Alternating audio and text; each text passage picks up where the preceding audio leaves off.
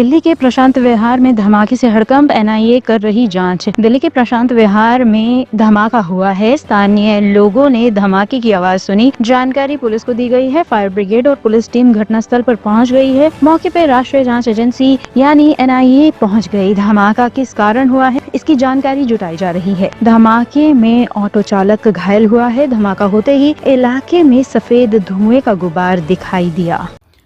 Ma'am, प्रशांत विहार और दिल्ली में देखा गया है 2 ब्लास्ट हुए हैं। कैसे सिक्योरिटी है ईस्ट दिल्ली के अंदर? जैसा कि आप देख रहे हैं, तमाम जगह पे स्टाफ ऑलरेडी डिप्लॉयड था और ग्रैब 4 के तहत काफ़ी चेकिंग वगैरह हो रही थी।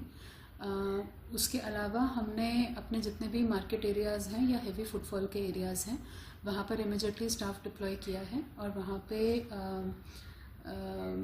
विजुअल चेक के थ्रू और बीटी टीम की मदद से हम लोग एरियाज़ को सैनिटाइज कर रहे हैं। जितने भी हेवी पब्लिक प्रेजेंस वाले इलाके हैं वहाँ पे भी हमने मार्केट एसोसिएशंस, आरडब्ल्यूएस वगैरह को सेंसिटाइज किया है, अलर्ट किया है कि लोगों तक ये मैसेज पहुँचाया जाए कि किसी भी तरह का संदिग्ध वस्तु या व्यक्ति अगर उनको दिखता है तो इमीडिएटली पुलिस को अलर्ट करें और इस मामले को कैजुअली ना लें।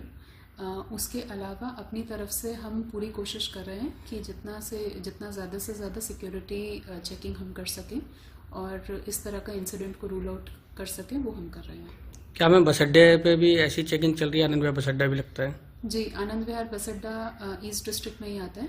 तो जैसे ही हमें ये न्यूज़ मिली थी तो इमीडिएटली हमने वहाँ पे टीम डिप्लॉय करके वहाँ पे भी एक चेकिंग एक्सरसाइज जारी कराई थी।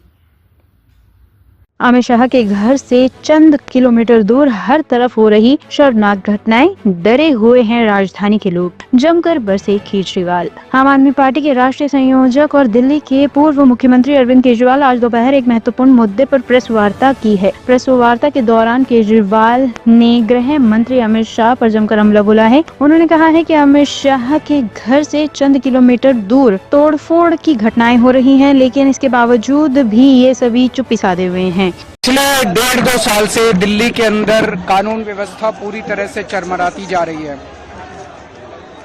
हम लोगों ने सुना था 90 के दशक में मुंबई में अंडरवर्ल्ड का पूरा दबदबा था, खुलेआम सड़कों पे गोलियां चलती थी, व्यापारियों को फिरौती आया करती थी। हमने कभी सोचा नहीं था कि दिल्ली एक दिन ये माहौल देखेगी। आज दिल्ली के अंदर खुलेआम गैंगस्टर्स का कब्जा हो गया है, खुलेआम व्यापारियों को फिरौती की फोन आ रहे हैं, खुलेआम गोलियां चल रही हैं। आज मैं यहाँ पे नांगलोई जाट में यहाँ के एक व्यापारी हैं रोशन लाल जी। कुछ दिन पहले उनके यहाँ सुबह उन्होंने 8 बजे शटर खोला और बता रहे हैं कि 9:15 बजे 2 लोगों ने आके उनकी दुकान के ऊपर गोलियां चलाई। कौन थे वो लोग, क्या चाहते थे, किसी को नहीं पता। अब उन दोनों लोगों ने जिन्होंने गोलियां चलाई उनको तो पकड़ लिया गया है, लेकिन कोई ऐसे ही आके तो गोली चलाता नहीं है। उन्होंने किस मकसद से गोलियां चलाई, उनके पीछे कौन है, उनके मास्टरमाइंड कौन है, उसके बाद कोई कार्रवाई नहीं की गई है। आज मैं इनसे मिलने के लिए आया था, मेरा और कोई मकसद नहीं था। मैं दिल्ली का पहले मुख्यमंत्री था। आम आदमी पार्टी जो कि राष्ट्रीय पार्टी है उसका मैं राष्ट्रीय संयोजक हूं। जनता के बीच में रहता हूं, जनता की समस्याओं को उठाना मेरा धर्म है। उस नाते मैं उनसे मिलने के लिए आया था। तो मैं ये देख रहा हूं यहाँ पे बीजेपी ने अपने हजारों कार्यकर्ता इकट्ठे कर दिए हैं। मेरी गाड़ी को रोक लिया गया, उनकी दुकान तक नहीं जाने दिया गया और मेरे को रास्ते में ही रोक के यहाँ पे उनके सुपुत्र को यहाँ आना पड़ा। रोशन लाल जी से मुझे मिलने तक नहीं दिया गया, उनके सुपुत्र को दुकान से निकल के मुझे यहाँ रास्ते में मिलने के लिए आना पड़ा।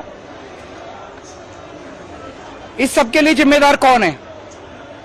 अमित शाह जी की यह जिम्मेदारी बनती है कि दिल्ली की कानून व्यवस्था और दिल्ली उनके अंडर में आती है। आज अमित शाह जी ने दिल्ली का ये हाल कर दिया कि आज ये गैंगस्टर कैपिटल और एक्सटॉर्शन कैपिटल बन चुकी है दिल्ली। एक मिनट, मैं उनसे ये कहना चाहता हूं, केजरीवाल को रोकने से क्या होगा? क्राइम को रोको, अपराध को रोको। मेरे को रोकने से क्या होगा? मैं अगर आज मिल लेता तो क्या आफत आ जाती?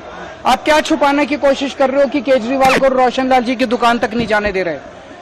तो मैं चाहता हूं कि कानून व्यवस्था को सुधारा जाए, दिल्ली की कानून व्यवस्था को सुधारा जाए, ताकि आम लोग, महिलाएं, व्यापारी चैन से जिंदगी जी सके। सर अभी कुछ देर पहले सांसद जी ने बोला कि दिल्ली सरकार के अधीन आती है आपकी इतिहास और ये सारी जो फोन आ रहे हैं वो सारे फिरौती कॉल जो आ रहे हैं वो वहाँ से जो है आपकी उसमें है किसमें दिल्ली सरकार के द्वारा जो है वो तिहाड़ जेल आपकी उनके अधीन। सांसद जी थोड़ी देर पहले बोला और ये कॉल जो आ रहे हैं लॉ एंड ऑर्डर उनके अंडर में, तिहाड़ जेल उसको कंट्रोल नहीं करती, लॉ एंड ऑर्डर कंट्रोल करता है। तो लॉ एंड ऑर्डर कानून व्यवस्था सीधे अमित शाह जी के अंडर में आती है। दिल्ली के लोगों ने मेरे को जिम्मेदारी दी शिक्षा की, मैंने ठीक कर दी। दिल्ली के लोगों ने मेरे को जिम्मेदारी दी स्वास्थ्य की, मैंने ठीक कर दिया अस्पताल। दिल्ली के लोगों ने मेरे को जिम्मेदारी बिजली की, मैंने ठीक कर दी। दिल्ली के लोगों ने उनको जिम्मेदारी दी कानून व्यवस्था की, पुलिस की। आज कानून व्यवस्था इतनी ज्यादा चरमरा गई है कि लोग अपने घर से बाहर निकलते हुए डर रहे हैं, महिलाएं अपने आप को सुरक्षित महसूस कर रही है और इतनी फिरौतियां आने लग गई हैं इन दिनों में, इतनी फिरौती की कॉल्स। आज मेरे को यहाँ क्यों आना पड़ा? कोई एक आध घटना होती तब तो चलो कोई बात नहीं, हो जाता है, लेकिन आज दिल्ली के अंदर हर दूसरे व्यापारी को फिरौती की कॉल्स आ रही हैं, ये तो ठीक नहीं है। सर दिल्ली पुलिस के लिए 2 मंजिल वो मैं अब आप उन्होंने केवल 2 जो शूटर थे उनको पकड़ा है। उन शूटर्स ने मुझे बताया गया है कि कहा है पुलिस को कि हमें ऊपर से कहा गया था, हमें भेजा गया। किसने भेजा?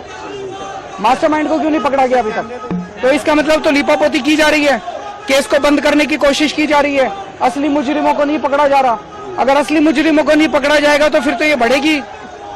कानपुर के बंद मदरसे में मिला बच्चे का कंकाल। 4 साल पहले बंद हुआ था मदरसा। कानपुर के एक मदरसे में बच्चे का कंकाल पड़ा हुआ मिला है। मदरसे का ताला टूटने की बात पता चलने पर आज जब मालिक वहां पहुंचा तब यह बात सामने आई है। इसके बाद पुलिस को सूचना दी गई। मौके पर पहुंची पुलिस और फॉरेंसिक टीम ने कंकाल को पोस्टमार्टम के लिए भेज दिया है। कमरे में कोई और चीज पड़ी हुई नहीं मिली है। ये पता नहीं चल रहा है कि हत्या है या बच्चा गलती से मदरसे के अंदर बंद हो गया था, फिर भूख और बीमारी से उसकी मौत हो गई। पोस्टमार्टम रिपोर्ट मिलने के बाद सामने आएगा कि बच्चे की मौत कैसे हुई। हाँ, आज ये सूचना प्राप्त हुई है कि एक ये जो मदरसा था पहले चलता था लगभग 1.5-2 साल पहले, ये बंद हो गया था और इस मदरसे में एक कंकाल की सूचना प्राप्त हुई जिसपे तत्काल पुलिस ने अरेस्ट किया। फील्ड यूनिट पुलिस सब ने पहुंचा है और उसको जो कंकाल था स्केलेटन उसको बरामद किया है, उसको पोस्टमार्टम के लिए भेजा है। उसके डीएनए सैंपलिंग भी हम लोग कराएंगे, डीएनए से प्रिजर्व किया जाएगा। फील्ड यूनिट ने आया है, अपना काम किया है, जो साइंटिफिक इन्वेस्टिगेशन वो किया है। हम लोग इस चीज़ को भी तस्दीक करेंगे कि क्योंकि मदरसा है ऐसा कोई, अभी मेरी लोकल सभासद से भी बात हुई, लोकल ऑफिसर्स भी बता रहे हैं कोई मदरसा रजिस्टर्ड कोई मदरसा यहाँ पे हम लोग की जानकारी में नहीं था। यदि कोई पूर्व में संचालित था कब ये बंद हुआ और इसमें कैसे कंकाल आया, इसकी पूरी एक गहराई से तफ्तीश की जाएगी। ठीक, किसका लग रहा है कंकाल? अब चूंकि पोस्टमार्टम आने के बाद ही, चूंकि काफ़ी कंकाल पुराना लग रहा है, लेकिन पोस्टमार्टम रिपोर्ट के बाद ही कोई चीज़ स्पष्ट की जा सकती है। सर ब्लैक बोर्ड पे डेट पड़ी हुई है जो मई 2023 की है। हाँ नहीं, क्या लगता है? देखिए सारी बोर्ड से जो डेट हैं या सारी फोटोग्राफी हो चुकी है, सब चीज़ को हम जो एक टोटलिटी में इन्वेस्टिगेशन में उसमें सम्मिलित कर रहे हैं और सब चीज़ को मद्देनजर रखते हुए इन्वेस्टिगेशन करेंगे। जो तथ्य आएंगे आपसे अवगत कराया जाएगा। ब्यूरो रिपोर्ट, टीम तफ्तीश न्यूज।